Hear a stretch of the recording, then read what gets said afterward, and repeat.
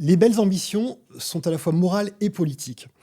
Elles ont l'élévation des idées d'avenir, mais sans négliger les réalités techniques ou matérielles. En fait, parler sérieusement de transition énergétique, c'est aussi et peut-être d'abord considérer les questions de souveraineté. Vous êtes au point, l'émission est coproduite par Mediastart. Des idées dans l'actu, c'est parti.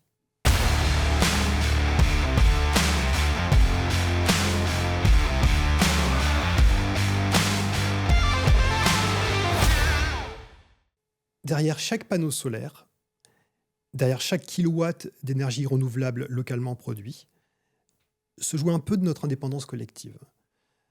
La transition énergétique ne peut pas rester une expression flottante ou un bon sentiment. Elle doit se construire pas à pas sur les toits, dans les parkings, au cœur des villes et des territoires industriels. Le groupe Solstice, précisément, offre du conseil, met en œuvre le photovoltaïque, travaille l'étanchéité et déploie des infrastructures de recharge pour véhicules électriques. De l'ambition à la solution, donc. Je reçois son président, Guillaume David, un ingénieur comme il se doit, pour nous expliquer comment et pourquoi le photovoltaïque va au-delà du simple symbole. Alors derrière cette expression, transition énergétique, il y a des réalités qui me semblent très contrastées selon les acteurs. Je pense que vous ne direz pas le contraire. Et j'aimerais que vous nous expliquiez quelle est selon vous la partie du chemin que la France n'a pas encore franchie. Alors la consommation énergétique en France, c'est à peu près aujourd'hui 2/3 d'énergie fossile, de pétrole et de gaz, et seulement 1/3 d'électricité. L'ambition de la France en 2050, soit dans à peine 25 ans, c'est de diviser par 2 cette consommation d'énergie fossile. Donc à l'échelle d'une génération, on a un chantier immense devant nous pour atteindre cet objectif. Après, il y a aussi des bonnes nouvelles. Je prends un autre exemple. Entre 2018 et 2023, les émissions de CO2 liées au secteur énergétique en France ont été réduites de 20%. Donc c'est déjà un enjeu important. Et ça, grâce à 2 choses, la réduction des consommations et aussi le développement des énergies renouvelables et notamment bas carbone. Donc j'entends une forme d'optimisme finalement dans votre propos malgré le défi tel que vous le présentiez initialement. Comment est-ce qu'on fait pour transformer une promesse politique en réalité industrielle ? Alors aujourd'hui, c'est pas simple. Jusqu'à peu près 1 an, on avait un cadre législatif et des objectifs, je dirais, à la fois clairs et stables pour la profession.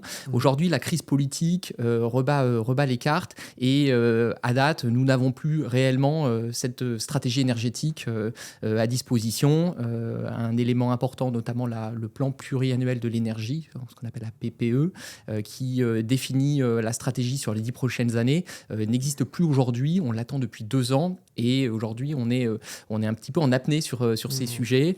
Voilà, donc on a besoin aujourd'hui d'un signal politique très fort de nos gouvernants qui doivent aller au-delà des actuels clivages politiques. De l'optimisme et un petit peu d'inquiétude, si j'entends bien. On va poursuivre la sinusoïde, parce que pour revenir vers l'optimisme, j'ai le sentiment que les entreprises se mettent en mouvement sur ces sujets-là, qu'elles ne sont plus aussi hors sol qu'elles ont pu l'être récemment encore. Est-ce que c'est bien le cas ? Est-ce que vous Exactement. Alors c'est quelque chose de très paradoxal. Aujourd'hui, ce qu'on appelait le greenwashing disparaît. On voit que les entreprises ont vraiment intégré dans leur façon de faire ces enjeux environnementaux, à la fois parce que c'est un impératif, je dirais, pour la planète, et c'est devenu aussi un impératif pour leurs clients, leurs propres clients. Et donc les entreprises évoluent et se mettent en mouvement très rapidement sur ces sujets. L'enjeu pour elles, c'est d'y arriver, sachant que la méthodologie d'action n'est pas limpide pour elles. On est sur des enjeux très techniques, nouveaux pour les entreprises, et elles ont besoin d'être accompagnées par des acteurs comme le groupe Solstice. Je songe que l'évolution des esprits ou des mœurs va parfois avec l'évolution des mots, et je me demande si on ne remplacerait pas cette expression transition énergétique qui est quelque chose peut-être d'un peu non pas galvaudé, mais d'un peu usé. Qu'est-ce que vous penseriez de quelque chose comme une renaissance énergétique qui serait peut-être plus vivante, ou une mutation énergétique qui évoquerait à la fois un changement technologique et culturel ? Alors je vous rejoins dans la dimension notamment de la multiplicité des transformations liées à cette transition énergétique. Cette évolution va amener beaucoup d'évolutions d'un point de vue technique, mais aussi culturel et d'usage. Et c'est sur ces sujets-là aujourd'hui que pour moi se retrouvent les plus grands défis. Je sais que la conduite du changement au sein d'une entreprise est quelque chose de complexe, mais alors vous imaginez à l'échelle d'un pays, ça l'est d'autant plus. Peut-être pour illustrer ce que je veux dire là, voilà, l'enjeu par exemple pour la mobilité électrique, pour le véhicule électrique, de la recharge, qui a beaucoup inquiété initialement les utilisateurs. Aujourd'hui, cet enjeu-là est derrière nous et on constate qu'un conducteur aujourd'hui de véhicule électrique ne reviendrait jamais en arrière sur un véhicule thermique par exemple. D'ailleurs, vous vous dites, sauf erreur, opérateur de transition énergétique. Qu'est-ce qu'il faut entendre derrière cette formule? Alors, à la fois transition énergétique au sens large, parce qu'on accompagne nos clients sur différents sujets, le solaire, le stockage, la mobilité électrique, l'isolation des bâtiments. Donc, cette multiplicité de solutions, on la regroupe sur cette terminologie de transition énergétique. Et il y a un autre point, effectivement, qui est important, qui est le terme opérateur. Oui, Pourquoi opérateur? Parce que on intervient chez nos clients avec la capacité de financer ces investissements de transition énergétique à la place de nos clients. Et c'est un élément important parce que nos clients aujourd'hui vont privilégier leurs investissements sur leur activité qu'on appelle core business, c'est-à-dire l'activité cœur de leur entreprise. Il y a un projet dont vous êtes particulièrement fier. Il y en a plusieurs, j'imagine, mais est-ce qu'il y en a un que vous souhaiteriez nous confier ou nous conter? Oui, alors effectivement, il y a un projet qui nous anime particulièrement en ce moment pour un acteur leader du secteur de la défense. Donc on en revient toujours à cette souveraineté qui nous a effectivement sollicité dans le cadre d'un besoin de mise en conformité normative de son activité, donc sur différentes lois, et également sur un enjeu qui était important pour eux, de trouver quelqu'un en mesure de financer ces investissements. Et donc cet acteur nous a retenus et on intervient pour lui sur la mise en place de solutions solaires sur ces parkings. On met en place également des bornes de recharge pour alimenter les véhicules. On va financer l'intégralité de ces investissements. Et proposition de notre part, parce que ce n'était pas au cahier des charges du client initialement, on propose aussi des solutions de stockage parce que ça a permis d'améliorer la proposition économique qu'on faisait à cet acteur. Donc on est sur une enveloppe d'investissement pour chiffrer de l'ordre de 50 millions d'euros. Donc quelque chose d'assez massif. Un partenariat qui va s'étaler à peu près sur 25 ans. Donc c'est des partenariats de long terme.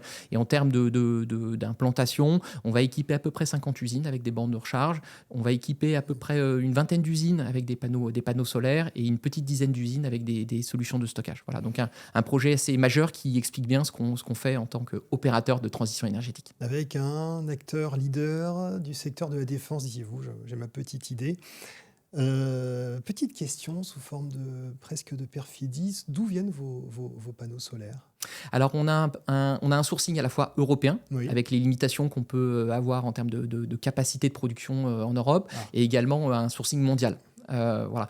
Après, la bonne nouvelle pour parler de ce sujet-là, c'est le développement en France de deux gigafactories, une dans le sud de la France et une en Alsace, qui vont permettre d'alimenter la France et l'Europe avec des panneaux réalisés sur notre territoire. Donc on est très très impatient de voir l'ouverture de ces deux usines en France. Et encore une fois, on attend de nos gouvernants un cadre stable, parce qu'un cadre instable est nécessaire pour que des investissements qui sont colossaux sur ce type d'actifs puissent être concrétisés rapidement. Je reviens, si vous le permettez, à mon propos initial. Est-ce que vous diriez que le groupe Solstice a une activité patriotique? Alors, c'est une question originale, mais si je devais vous répondre, je dirais oui. Alors, pour peut-être 3 raisons. Un enjeu de souveraineté. Oui. Effectivement, aujourd'hui, notre métier, c'est de développer des moyens de production qui s'affranchissent des énergies fossiles qu'on importe aujourd'hui sur le territoire français, ce qui nous protège aussi contre beaucoup d'aléas géopolitiques. Donc ça, c'est un premier élément important. Notre deuxième action, ça va être le développement d'un système énergétique résilient, avec des moyens de production locaux, qui vont fonctionner en autonomie pendant 20, 30, peut-être même 40 ans, et qui sont aussi désormais pilotables grâce au développement des systèmes de batterie. Puis le troisième élément, peut-être que je peux citer, c'est que le groupe Solstice, c'est aujourd'hui 300 collaborateurs, ingénieurs, techniciens, monteurs également, et ce sont des emplois qui sont tous non délocalisables. C'est important aussi, je pense, de le citer. Donc, pour ces 3 sujets-là, je pense que le groupe Solstice, en tant qu'opérateur transition énergétique, est un opérateur patriotique. Merci. Merci, monsieur David, pour votre clarté, votre activité. Puis l'avenir commence maintenant. Exactement. Merci à vous aussi de nous avoir suivis et à très bientôt pour une nouvelle émission des Idées dans l'actu.